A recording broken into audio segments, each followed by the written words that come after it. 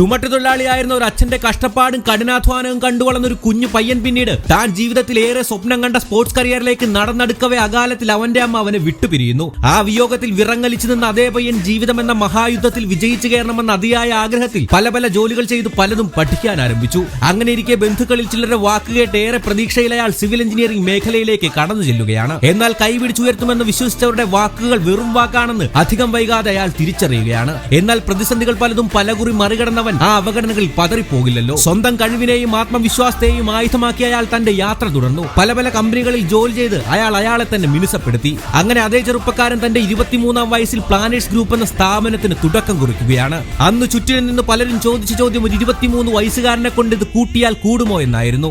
എന്നാൽ കൂട്ടിയാൽ കൂടുമെന്ന് മാത്രമല്ല, ആത്മവിശ്വാസത്തെയും കഠിനാധ്വാനത്തെയും അടിത്തറയാക്കി മുന്നോട്ട് നീങ്ങിയാൽ എന്തിനേയും വാനോളം ഉയർത്താമെന്നും തന്നെ വിശ്വസിച്ചെത്തുന്ന സിവിൽ എഞ്ചിനീയറിംഗ് വിദ്യാർത്ഥികളെ കൈപിടിച്ച് കരുത്തരാക്കാമെന്നും ആന്റണി എന്ന ചെറുപ്പക്കാരൻ പിന്നീട് ഈ ലോകത്തെ കാണിച്ചു കൊടുത്തു. 2002 ഒരു 23 വയസ്സുകാരൻ തുടങ്ങിയ പ്ലാനേഴ്സ് ഗ്രൂപ്പ് എന്ന അതേ സ്ഥാപനം ഇന്ന് 23 വർഷങ്ങൾക്കിപ്പുറം 10,000-ലധികം വിദ്യാർത്ഥികളും 100-ലധികം ജീവനക്കാരും ഒരുപാട് മനുഷ്യരുടെ സ്വപ്നങ്ങൾ യാഥാർത്ഥ്യമാക്കിയും ആ ജൈത്ര യാത്ര തുടരുകയാണ്.